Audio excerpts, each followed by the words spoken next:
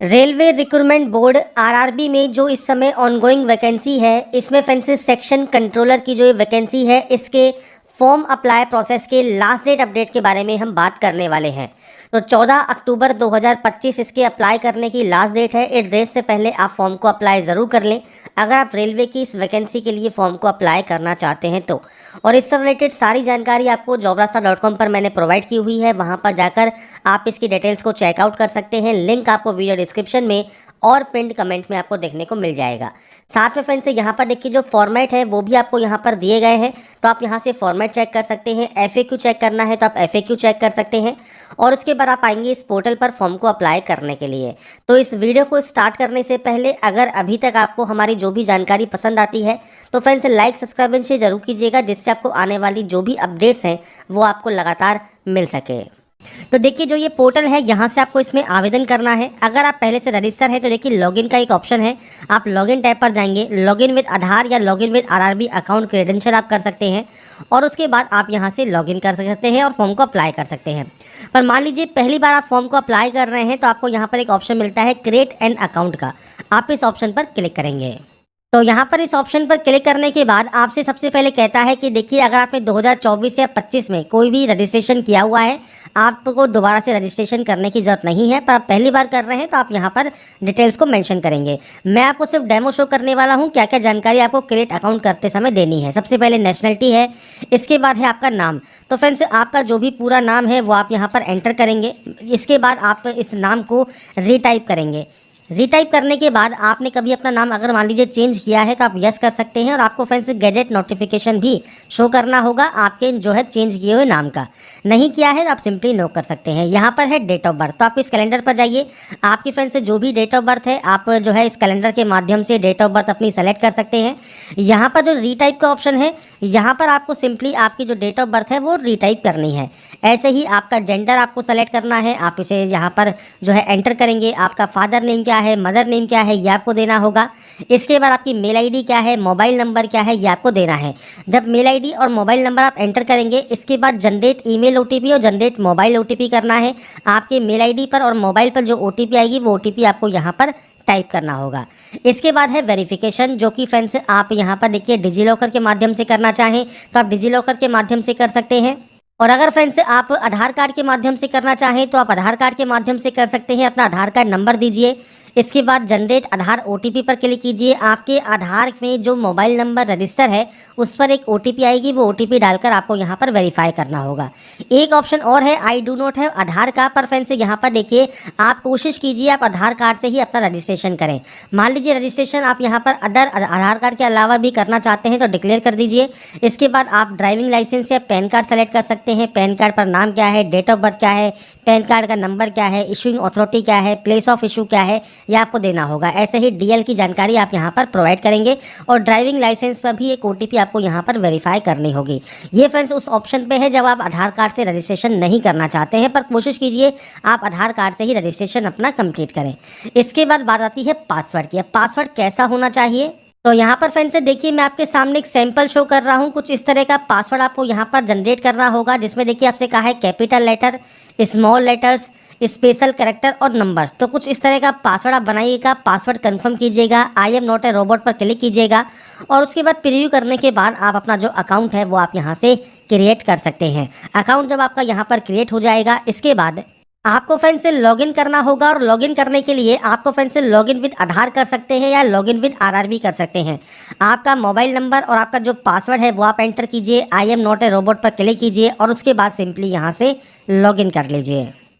इसके बाद फ्रेंड्स यहाँ पर देखिए ओटीपी का ऑप्शन है। आप ओटीपी चाहे मोबाइल पर मंगवा सकते हैं या ओटीपी आप अपने मेल आईडी पर मंगवा सकते हैं।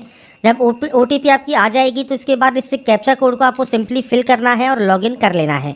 इसके बाद फ्रेंड्स आपके डैशबोर्ड पर आने के बाद आपको यहाँ पर एक ऑप्शन मिलता है ऑनलाइन एप्लीकेशन का। आप इस ऑप्शन पर क्लिक करेंगे और यहाँ पर CN04/2025 सेक्शन कंट्रोलर का आपको ऑप्शन मिलता है, जहाँ से आप अपनी आरआरबी सेलेक्ट कर सकते हैं जिसमें भी आपको फॉर्म को अप्लाई करना है। I am not currently debate पर और इसके अलावा आई एम कन्फर्म कि आपने आपका जो CN है नोटिफिकेशन है वो रीड आउट कर लिया है। आप इस ऑप्शन पर क्लिक करेंगे और उसके बाद नेक्स्ट स्टेप पर क्लिक कर देंगे। इसके बाद फ्रेंड्स आपका देखिए जो फॉर्म है वो स्टार्ट हो जाएगा। सबसे पहले मैरिटल स्टेटस ऑप्शन है जो कि आप सेलेक्ट करेंगे। आपका रिलीजन आपको सेलेक्ट करना होगा। आपका मदर टंग आपको सेलेक्ट करना होगा। इसके बाद आप जो है लैंग्वेज, किस लैंग्वेज में अपना एग्ज़ाम देना चाहते हैं वो आपको सेलेक्ट करना होगा। आपका परमानेंट विजिबल मार्क, अब देखिए ये कोई भी कट का निशान है, कोई मोल है या कोई बर्न का निशान है आपके चेहरे पर, हाथ पर, पैर पर, आप उसकी जानकारी दे सकते हैं। अगर नहीं है तो आप नो मार्क की एंट्री कर सकते हैं। इसके बाद आता है कम्युनिटी। अब सबसे पहले जनरल का बात करते हैं। जनरल में कोई भी ऑप्शन नहीं आता आपको फ्रेंड्स, यहाँ पर सिंपली नेक्स्ट ऑप्शन पर जाना है। अगर आप ईडब्ल्यूएस कैटेगरी से बिलोंग करते हैं तो आपसे कहता है कि आपके पास जो सर्टिफिकेट है वो आपका फ्रेंड्स यहाँ पर देखिए 1/4/2025 के बाद का होना चाहिए। और जो फ्रेंड्स यहाँ पर आपका जो इनकम सर्टिफिकेट है जो कि फ्रेंड्स यहाँ पर लेटेस्ट होना ज़रूरी है।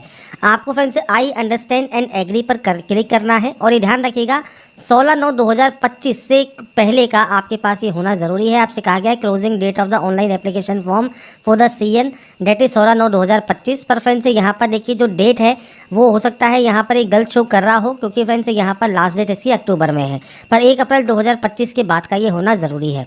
आपको यहाँ पर सर्टिफिकेट नंबर देना है, किसने ये इशू किया है वो आपको देना है, और सर्टिफिकेट इशू डेट आपको देना होगा। ऐसे ही अगर बात करें OBC की, तो OBC का भी फ्रेंड्स आपके पास सेंट्रल गवर्नमेंट का सर्टिफिकेट होना चाहिए।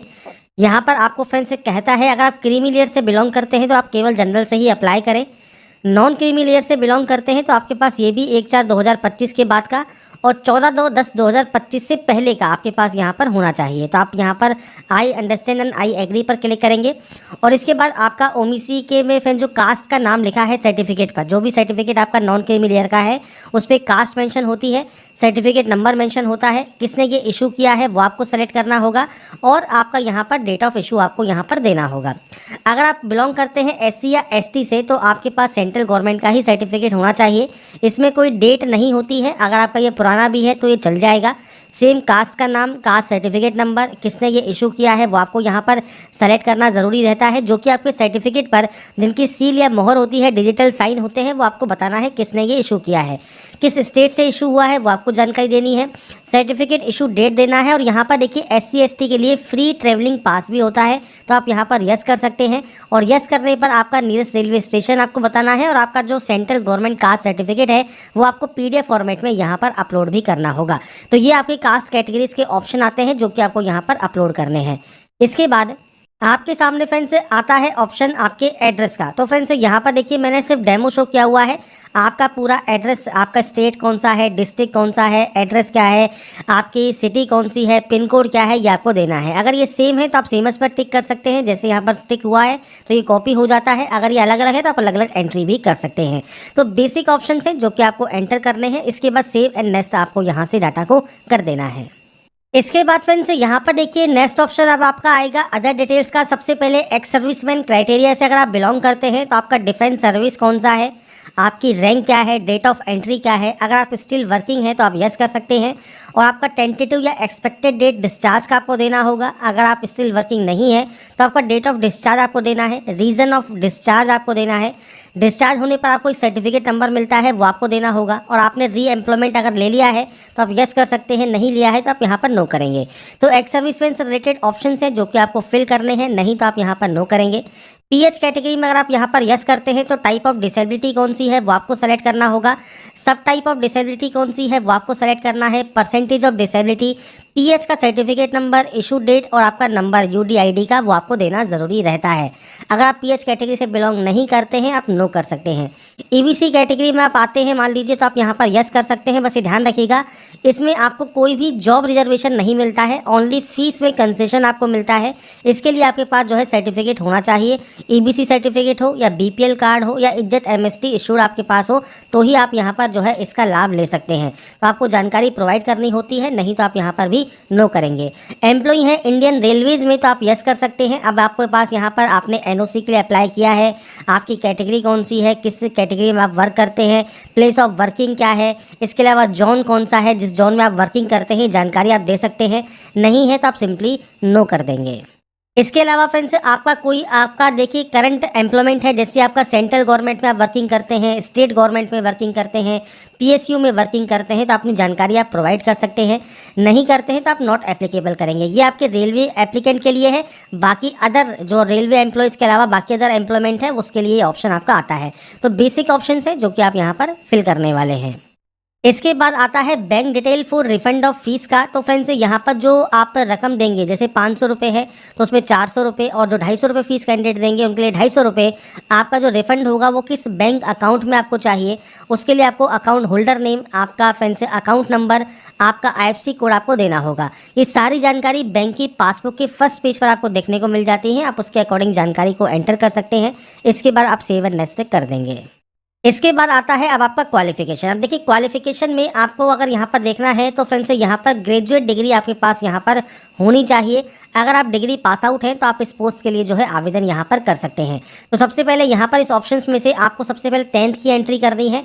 तो आपको यहाँ पर देखिए 10th का जो स्टेट, किस स्टेट से आपने पास किया है, किस डिस्ट्रिक्ट से पास किया है, बोर्ड का नाम क्या है, डेट ऑफ पासिंग क्या है, रोल नंबर क्या है, इसके अलावा आपका 10th का जो सर्टिफिकेट है उसका सीरियल नंबर क्या है, ये आपको देना होगा। इसके बाद आप इसे यहाँ से अपडेट कर सकते हैं। ऐसे ही अब आपको यहाँ पर डिग्री की जानकारी देनी है। तो यहाँ पर डिसिप्लिन आएगा बैचलर डिग्री। इसके बाद है name of the course exiting on certificate. तो आपके कोर्स का नाम क्या है जो कि आपके सर्टिफिकेट पर है, वो आप यहाँ पर प्रोवाइड कर सकते हैं। किस स्टेट से आपने इसको पास किया है, इसके बाद डिस्ट्रिक्ट से पास किया है, आपके कॉलेज का नाम क्या है या आपकी यूनिवर्सिटी का नाम क्या है वो आपको देना है, और डेट ऑफ पासिंग आपको यहाँ पर देना होगा। तो आपके अकॉर्डिंग जो भी आपका डेट ऑफ पासिंग है वो आप देंगे और उसके बाद इसे ऐड कर देंगे। मैंने जो भी डाटा ऐड की है ये सिर्फ सैंपल या डेमो के तौर पर है। आपको आपकी एक्चुअल डाटा यहाँ पर देनी है आपकी क्वालिफिकेशन सर्टिफिकेट के अकॉर्डिंग। इसके बाद आप नेक्स्ट स्टेप पर क्लिक करेंगे। नेक्स्ट स्टेप पर आने के बाद फ्रेंड्स अब आपको यहाँ पर देखिए जो है फोटोग्राफ एंड सिग्नेचर अपलोड करना है। अब फोटोग्राफ देखिए जब अपलोड करते हैं सैंपल ऑफ फ्यू रिजेक्टेबल फोटोग्राफ आपको दिए गए हैं। आप देख सकते हैं इस तरह की फ़ोटो आपकी रिजेक्ट हो जाएगी। इस तरह की फ़ोटो आपकी यहाँ पर होनी चाहिए। लाइव फ़ोटो आपको यहाँ पर सिंपली कैप्चर करना होता है। कैप्चर लाइव इमेज पर आप क्लिक करेंगे। आपका जो वेब कैमरा है उससे फ्रेंड्स आपको यहाँ पर फ़ोटो कैप्चर कर लेनी है। अगर आपके पास वेब कैमरा नहीं है तो capture live image from mobile आप कर सकते हैं, और इस QR कोड को आप स्कैन करेंगे तो आपके सामने मोबाइल पर एक पोर्टल ओपन हो जाएगा जहां से आप अपने OTP के साथ लॉगिन करेंगे और उसके बाद अपनी फ़ोटो को आप यहां पर अपलोड कर देंगे। ऐसे ही जब आप सिग्नेचर अपलोड करते हैं, सिग्नेचर का देखिए साइज़ आपको दिया गया है 140 से 60 पिक्सल का, 30 से 49 KB में साइज़ आपका होना चाहिए। और इसके लिए फ्रेंड्स अगर आपको देखिए साइज़ जो है आपको रिसाइज़ करने में दिक्कत आ रही है तो कैसे आप रिसाइज़ कर सकते हैं, इसके लिए आपको फ्रेंड्स आना है यहाँ पर देखिए इस पोर्टल पर जो कि है IM रिसाइजर का। और यहाँ पर फ्रेंड्स IM रिसाइजर में जब अपनी जो है सिग्नेचर को आप इंपोर्ट कर लेंगे, इसके बाद आपसे कहता है देखिए 140 और 60 पिक्सल। तो आपको यहाँ पर देखिए जो वैल्यू है वो आपको जो है पुट करनी है 140, और आपको यहाँ पर हाइट पुट करनी है 60, और उसके बाद फ्रेंड्स पिक्सल आपको यहाँ पर वैल्यू सेलेक्ट करनी है। उसके बाद JPG फॉर्मेट में रहेगा। आप यहाँ से इसे डाउनलोड वाले ऑप्शन पर क्लिक करेंगे। आपकी फ़ोटो देखिए डाउनलोड इमेज पर क्लिक करने के बाद आपकी इमेज डाउनलोड हो जाएगी। अब हो सकता है इस इमेज का जो साइज़ है वो कम रहे, तो क्योंकि यहाँ पर इमेज का साइज़ मांगा है 30 से 49 KB। तो आपको क्या करना है, आपको फ्रेंड्स गूगल पर जाना है और PI7 इमेज टूल आपको यहाँ पर सेलेक्ट कर लेना है। आप फ्रेंड्स यहाँ पर देखिए आप जब सेलेक्ट करेंगे तो मल्टीपल ऑप्शंस आपको यहाँ पर आ जाएंगे। आप इंक्रीज इमेज साइज कर सकते हैं। यहाँ पर आपको इमेज को सेलेक्ट करना है, और जब आपकी इमेज देखिए यहाँ पर सेलेक्ट हो जाती है, साइज़ आपका ये एक्चुअल दिया गया है, रिक्वायर्ड है 30 से 49 KB। तो आप यहाँ पर देखिए जो वैल्यू है वो आप पुट कर सकते हैं। जैसे मान लीजिए आप यहाँ पर इसे 40 KB में करना चाहते हैं, आप इंक्रीज साइज़ पर क्लिक करेंगे और उसके बाद जब आपका साइज़ यहाँ पर इंक्रीज़ हो जाएगा उसके बाद आप यहाँ से इसे डाउनलोड कर सकते हैं। तो ये फ्रेंड्स आपका जो है ऑप्शन रहता है, चाहे आप इसे रिसाइज़ करना चाहते हैं, चाहे आप यहाँ पर इसे जो है साइज़ को कम या ज़्यादा करना चाहते हैं वो आप कर सकते हैं। इसके बाद ब्राउज़ पर क्लिक कीजिए, और इसके बाद फ्रेंड्स आपका देखिए जो सिग्नेचर है वो यहाँ पर आ जाएगा। आपको ग्रीन टिक पर क्लिक करना है और उसके बाद फ्रेंड्स थोड़ा सा वेट करना है। आपका देखिए सिग्नेचर यहाँ पर आ जाता है। मैंने अभी इसका जो है रीनेम नहीं किया है, आप इसे रीनेम ज़रूर कर लीजिएगा, उसके बाद ही सेव कीजिएगा। अब बात करते हैं देखिए सिग्नेचर अपलोड की। तो आप यहाँ पर कैप्चर लाइव इमेज पर क्लिक कर सकते हैं, या capture live image from mobile आप यहाँ पर कर सकते हैं। जो ये QR कोड है ये आपको यहाँ पर स्कैन कर लेना है आपके मोबाइल में। तो मोबाइल में फ्रेंड्स जब आप यहाँ पर इसे स्कैन कर लेंगे आपके सामने कुछ इस तरह का इंटरफेस ओपन होगा। सेम आपको लॉगिन विद RRB अकाउंट करना है, आपको मोबाइल नंबर पासवर्ड देना है, I am not a robot पर क्लिक करना है और उसके बाद सिंपली यहाँ से लॉगिन कर लेना है। इसके बाद फ्रेंड्स आपको यहाँ पर ओटीपी वेरीफाई करना होगा, तो आप ओटीपी यहाँ पर वेरीफाई कर सकते हैं। जो भी आपके पास ओटीपी आई है वो ओटीपी आपको यहाँ पर एंटर करना है और उसके बाद यहाँ से आप इसमें जो है लॉगिन कर लेंगे। लॉगिन करने के बाद फ्रेंड्स आपसे कहता है आरआरबी जो आपकी वेबसाइट है ये अप्लाई वाली, यहाँ आपसे फ्रेंड्स अलाउ मांगता है, तो आपको यहाँ पर सिंपली अलाउ वाले ऑप्शन पर क्लिक करना होगा। और जब आपका फ्रेंड्स आप यहाँ से इसे अलाउ कर देंगे, इसके बाद यहाँ पर एक ऑप्शन है कैप्चर लाइव इमेज का, आपको इस ऑप्शन पर क्लिक करना है। अब यहाँ पर फ्रेंड्स देखिए आपको अलाउ किया जाएगा only 3 times with in 5 minute. तो आपको फ्रेंड्स क्या करना है कि आपको जो है फ्रंट में आपकी फोटो कैप्चर करनी है, प्लेन व्हाइट बैकग्राउंड रखना है जब आप कैप्चर करते हैं फोटोग्राफ को, और जब आप रेडी हो तो ही आप यहाँ पर यस पर क्लिक करेंगे और उसके बाद अपनी जो आपका फोटोग्राफ है उसे आप यहाँ पर कैप्चर कर सकते हैं। इसके बाद फ्रेंड्स आपकी जब देखिए फोटो यहाँ पर कैप्चर हो जाएगी तो आप यहाँ पर डाटा को सेव कर सकते हैं। सेव करने के बाद आपकी प्रोफाइल फोटो एंड सिग्नेचर यहाँ पर अपडेट हो जाएंगे सक्सेसफुली। जब यहाँ पर ये अपडेट हो जाते हैं, इसके बाद फ्रेंड्स आपको करना क्या है, इस वाले पेज को जो है आपको अब रिफ्रेश कर लेना है। इसके बाद फ्रेंड्स आप यहाँ पर आ जाएंगे। इसके बाद यहाँ से आपको सिंपली इसे डिक्लेयर करना है। फोटोग्राफ एंड सिग्नेचर अपलोड होने के बाद आपको यहाँ से इसे सेव कर देना होगा और सेव करने के बाद आप नेक्स्ट स्टेप पर जा सकते हैं। इसके बाद फ्रेंड्स यहाँ पर अब आपको आरआरबी में फ्रेंड्स यहाँ पर देखिए जो ये पोस्ट है वो आपको देखने को मिलती है। तो आप यहाँ पर जो भी जोन आप यहाँ पर सेलेक्ट करना चाहें, पीयू सेलेक्ट करना चाहें, आपको सिंपली यहाँ पर जो है प्रेफरेंस है वो आपको यहाँ पर सेट करनी है। प्रेफरेंस जब आप यहाँ पर सेट कर देते हैं, इसके बाद फ्रेंड्स आपको यहाँ पर आई हैव एक्सरसाइज वाले ऑप्शन पर क्लिक करना है और इसके बाद फ्रेंड्स यहाँ पर भी आप इसे डिक्लेयर करेंगे। यहाँ पर आपको प्लेस का नाम मेंशन करना होगा जहाँ से आप अभी फॉर्म को अप्लाई कर रहे हैं। अगर आपको लगता है कोई गलती है तो प्रीवियस जाकर उस गलती को आप एडिट कर सकते हैं, नहीं तो आप यहाँ से इसे सेव करें। सेव होने के बाद प्रीव्यू एप्लीकेशन करें। एप्लीकेशन फॉर्म का प्रीव्यू चेक करने के बाद आपको फिर से कहता है कि अगर आपको कोई भी जानकारी एडिट करनी है, डिटेल्स को एडिट करना है, आप एडिट कर सकते हैं। अगर आपको कोई भी जानकारी एडिट नहीं करनी है, सिंपली आप यहाँ से रीचेक पर क्लिक करेंगे और उसके बाद यहाँ से सबमिट कर देंगे। इसके बाद आपके सामने देखिए जो आपका पेमेंट गेटवे है ये ओपन हो जाएगा। अब यहाँ से अब आपको पेमेंट करना है 250 रुपीज़ का, और अगर आपका पेमेंट 500 रुपये लगता है तो 500 रुपये फीस आप पे यहाँ पर कर सकते हैं। इसमें फ्रेंड्स आपको पे विद SBI ई पे का ऑप्शन मिलता है, आप इस ऑप्शन पर क्लिक करेंगे पेमेंट करने के लिए। इसके बाद मल्टीपल ऑप्शंस हैं, आप चाहे तो कार्ड यूज़ कर सकते हैं, आप चाहे तो नेट बैंकिंग यूज़ कर सकते हैं, आप चाहे तो UPI यहाँ पर यूज़ कर सकते हैं पेमेंट करने के लिए। जैसे मान लीजिए QR कोड आप सेलेक्ट करते हैं, पे नाउ पर क्लिक करते हैं।